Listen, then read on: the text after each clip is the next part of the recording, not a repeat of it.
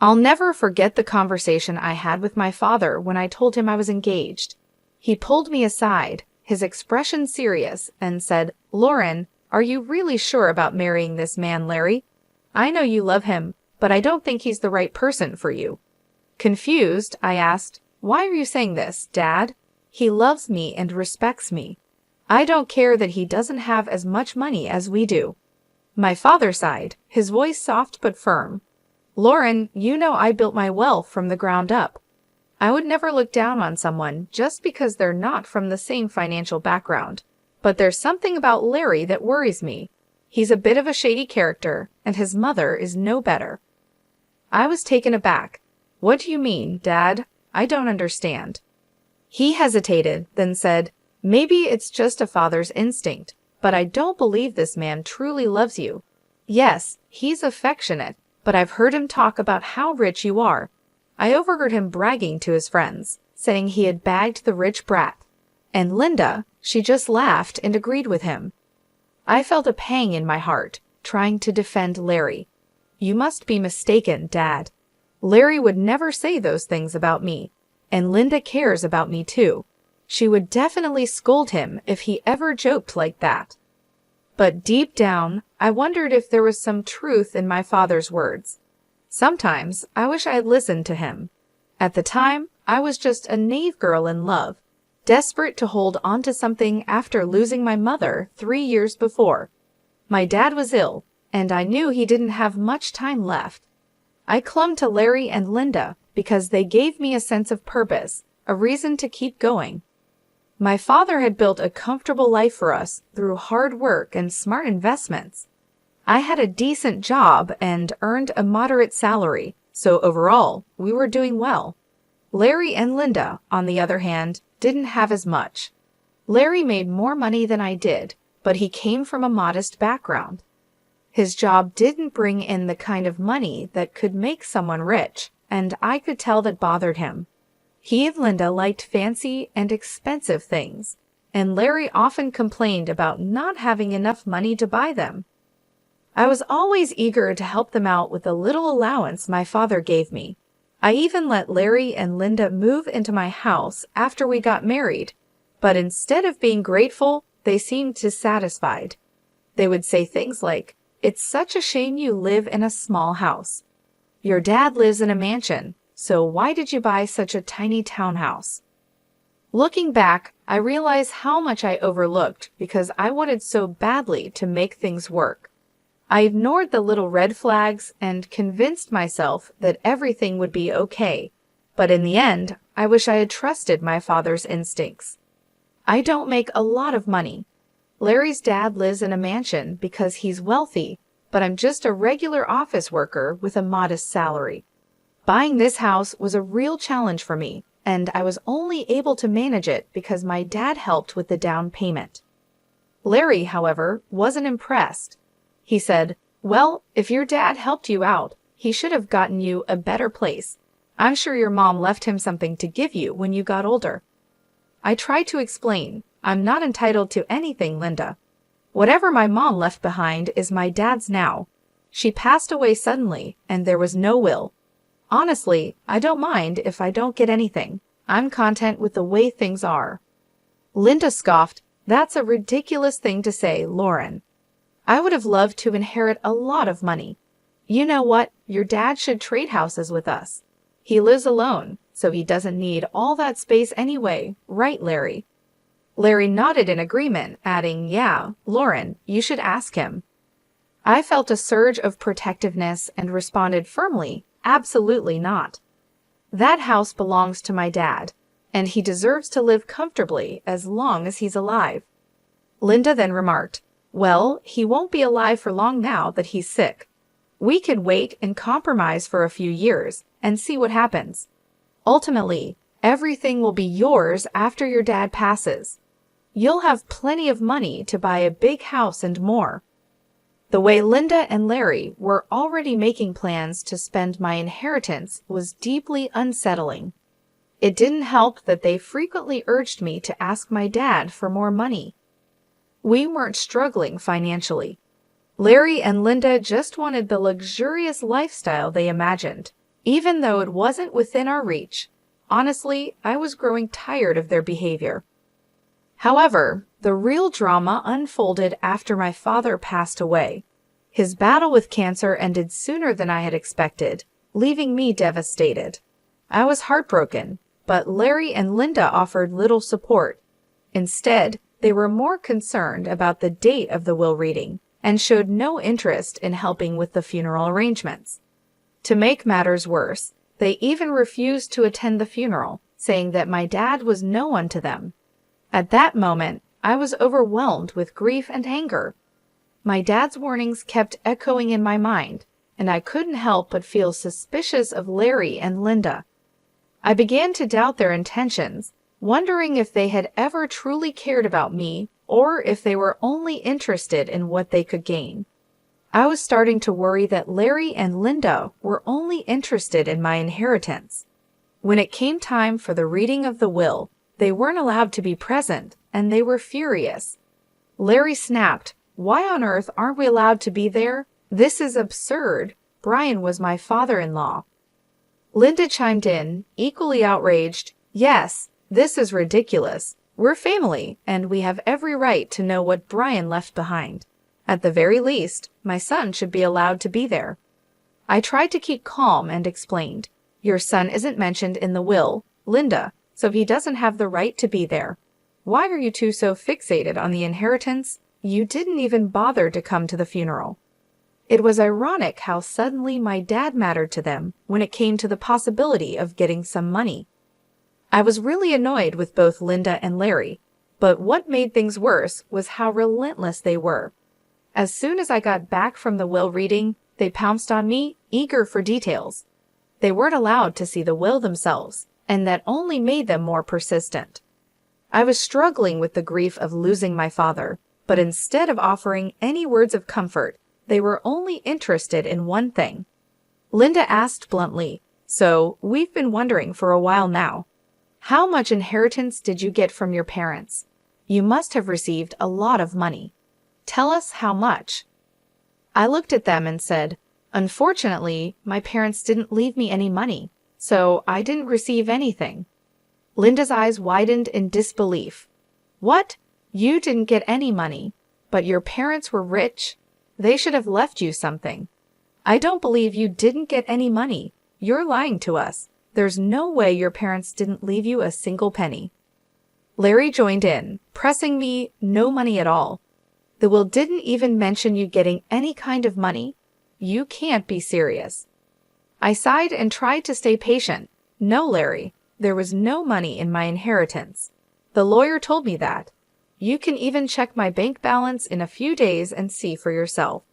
"But what about all their wealth?" Linda asked, her voice edged with frustration.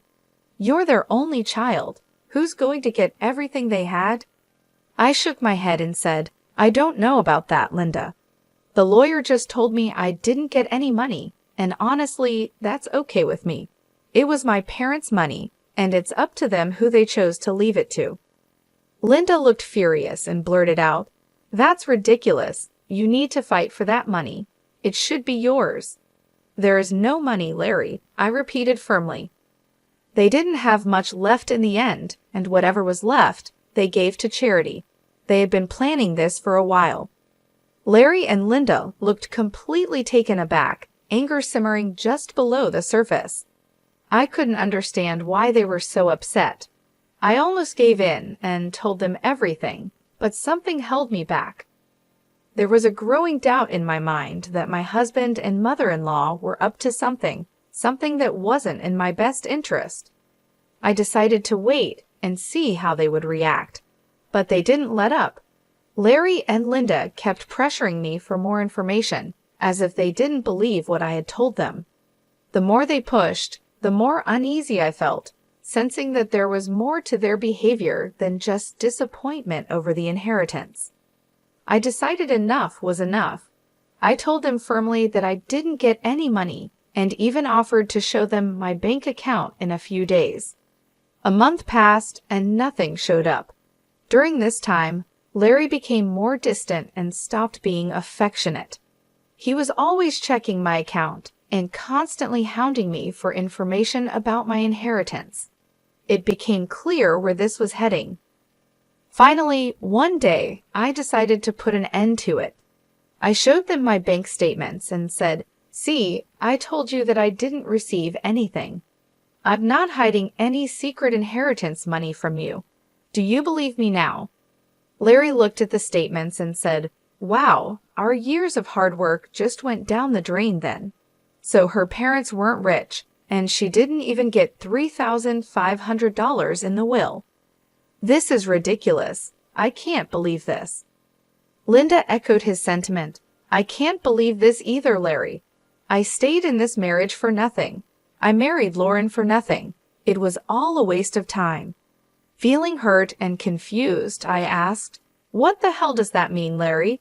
Why are you talking like this?" Linda answered for him. "Why do you think he's saying these things, Lauren?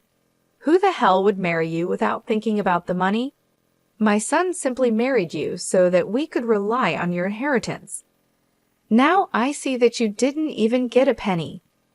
I can't believe I wasted 3 freaking years on a useless girl like you. I could have done so much better." I was stunned to hear them speak that way about me. I finally realized that Larry married me for money. My parents were right about him, and his mom, they were gold diggers.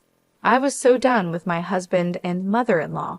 I was breaking inside, but what they said next turned me to stone. Linda looked at Larry solemnly and said, "What's done is done, Larry. But now it's time for you to divorce Lauren. There is no reason for you to stay with her anymore. You will have time to find a new rich wife. This time, we will make sure she actually has some money to her name." I was in disbelief. "Are you freaking kidding me, Linda? You're asking Larry to divorce me over money. Larry, are you going to listen to her?" Larry didn't hesitate. "Of course, I would listen to her, Lauren. I married you so that my mom and I could have a comfortable life. We grew up poor, and I didn't even go to college. I had no way of earning a lot of money." I was horrified. "So you pretended to love me and tricked me into marrying you. You thought my parents would give me lots of money." Larry nodded, and I felt my heart shatter. "Yes, Lauren.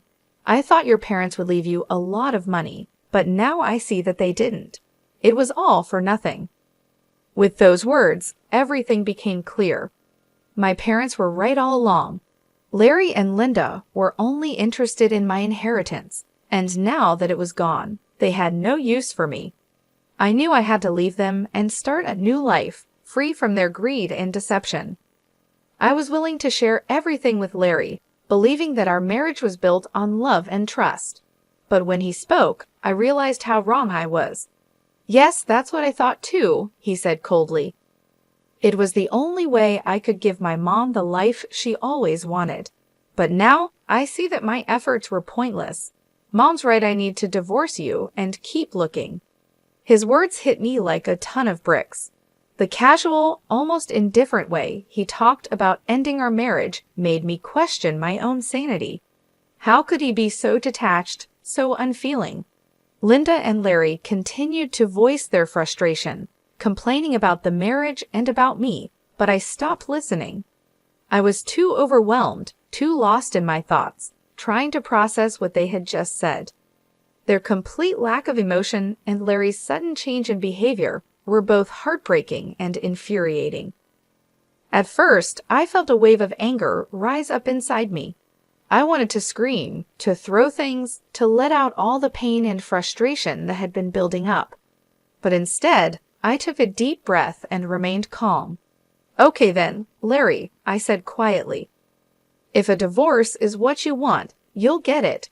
I've never been one to refuse your demands, so I might as well give in to this one as a last favor." Linda, sensing an opportunity, quickly added, "So you'll agree to a mutual divorce? It'll save us both a lot of money. And don't even think about trying to get alimony from my son. We'll fight you every step of the way. It's best if you just agree to this." I nodded, realizing that I didn't have much choice.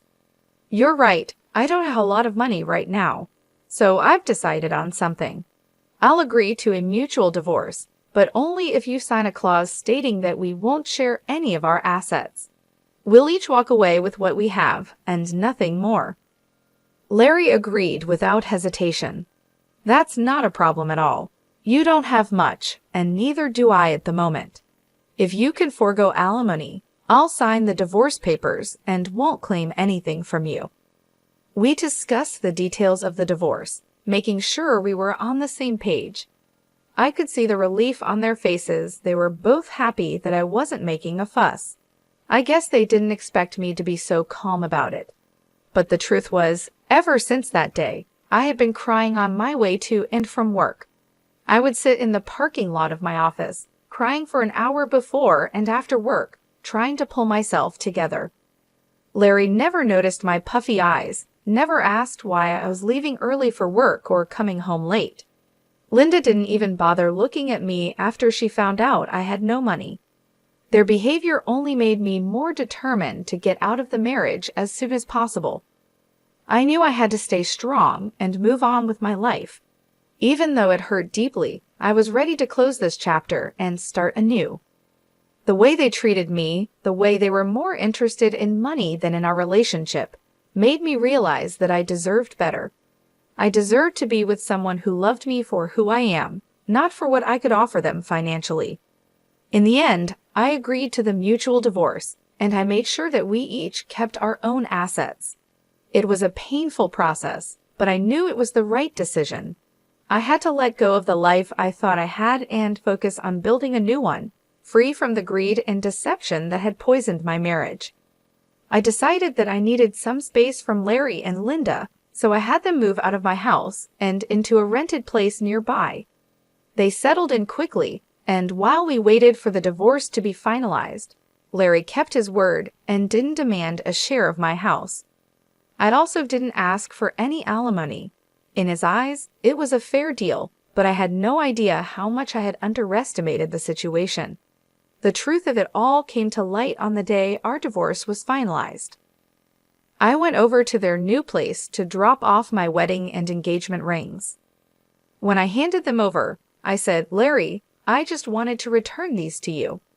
This marriage only brought bad times into my life, and I don't want to keep any reminders of it." Larry looked at me surprised. "Are you sure you want to return them? You might need the money someday." Linda, never one to miss a chance to be snide, added, "It's so funny how you're giving them back. You must have laughed at our poverty before, but look where you are now. My son is being generous, giving you the rings back. You might need to sell them when your stupid job doesn't pay enough. We don't want the rings anyway, they're cheap ones." I kept my composure and replied, "What would I need to sell the rings for, Linda? I'm not embarrassed. You don't need to worry about my financial situation." Linda smirked and said, "Oh, we already know. Your parents didn't leave you anything, probably because they lost everything due to bad financial decisions, leaving their daughter with nothing." At that point, I couldn't help but laugh out loud. Linda looked puzzled, and so did Larry. I could see that Larry was annoyed by his mother's behavior and also surprised by my laughter. Linda snapped, "Why the hell are you laughing? Did I say something funny?" I looked her straight in the eye and said, "It's hilarious that you think I'm destitute, Linda. It's also funny that you believe my parents lost all their fortune." Linda, clearly offended, retorted, "Well, of course you're destitute. Your parents didn't even leave you a penny. They must have messed up and ruined your life by not leaving you an inheritance." I smiled and said calmly, "I never said I didn't receive an inheritance, Linda. I simply told you that I didn't get any money. My parents actually left me plenty of inheritance." Linda's eyes widened in disbelief. "What do you mean you have an inheritance? I'm so confused." I continued, "My parents could see through you and Larry for what you are, little gold diggers, so they made a secret clause in their will. It stated that I wouldn't receive any monetary inheritance right away. Instead, I was given something much more valuable." Larry, now clearly agitated, asked, "What are you talking about? What did they leave you?" I looked at them both and said, "My parents left me this entire neighborhood as my inheritance. Linda and Larry were stunned. Linda stammered, "What? You own this neighborhood now? How is that possible?" "We would have known about your inheritance if that were true. We even signed the lease with an estate manager who didn't tell us the name of the owner." I explained, "My parents wanted me to wait for a year before I could take full control of the properties, so everything was kept quiet. But now I own this entire neighborhood, including the place you're living in." Linda and Larry were left speechless. The realization that they had been living in a place I owned, after all their scheming, was too much for them to handle. The tables had turned completely, and they were finally exposed for who they truly were. I turned to leave, feeling a sense of closure and satisfaction. I had seen through their greed and managed to come out stronger on the other side. Now I was ready to move on and build a new life, free from their manipulation and lies. I got my inheritance, and my parents wanted me to test if you were with me for love or money. Well, you both failed the test, so now you won't get anything from me. The estate manager was put in charge by my parents to take care of the property before I inherited it. They were very smart, you know." Larry scoffed, "That's impossible. I don't believe anything you're saying. You're just embarrassed because you don't have any money left." I replied, "Oh really, Larry? Is that what you and your mother think? Why don't you call your landlord and ask him yourself?" Linda and Larry quickly called their landlord to check what I had said. Since their landlord was actually the estate manager, he told them everything. When they hung up, they looked shocked and panicked. "You lied to us," Linda stammered. "You tricked us into thinking you didn't have anything, but you own the entire housing society now. How dare you trick us like this? You wanted to keep all your wealth to yourself, so you made Larry divorce you and sign papers saying he wouldn't take anything from you." I couldn't help but laugh at their nerve. It was finally hitting them how badly they had messed up, and now it was time for some well-deserved karma. I said, "It's funny you're accusing me of being dishonest. Larry, you tricked me into marrying you by pretending you loved me. And Linda, you helped him with this plan, and even told him to divorce me. If anyone here was scamming, it was the two of you. As for my inheritance, you asked how much money I got, and I answered truthfully. This was all a misunderstanding on your part." Linda tried to reason with me. "What's done is in the past. Why don't we try again? We did spend 5 years together, and it would be a shame to throw it all away." I shook my head and said, "So now you want me back in your life? Funny how you were so eager to start fresh with a new girl. I hear you're already seeing someone rich. Don't worry, I'll let her know what a snake you are, Larry." Larry and Linda started begging me not to ruin his new relationship. Larry pleaded, saying that if I wasn't willing to give him another chance, I shouldn't mess up his future. I told him to get lost and also informed them that I would kick them out once the property was officially mine. They panicked and started begging even more. In the weeks that followed, Linda and Larry kept coming to my house, pleading for forgiveness. They already had an eviction on their record, so it was unlikely anyone else would rent to them.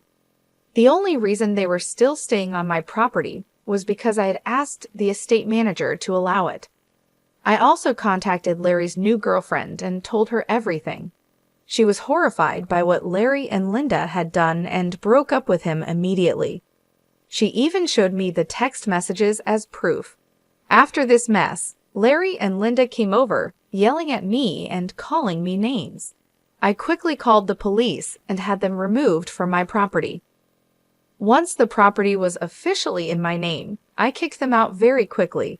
They didn't expect me to follow through with my threat. When they showed up again, I called the police, who gave them a stern warning. I also filed for a restraining order. It turned out that the whole town knew about what had happened. Larry and Linda were shunned by their friends and had to leave the city to start over somewhere else.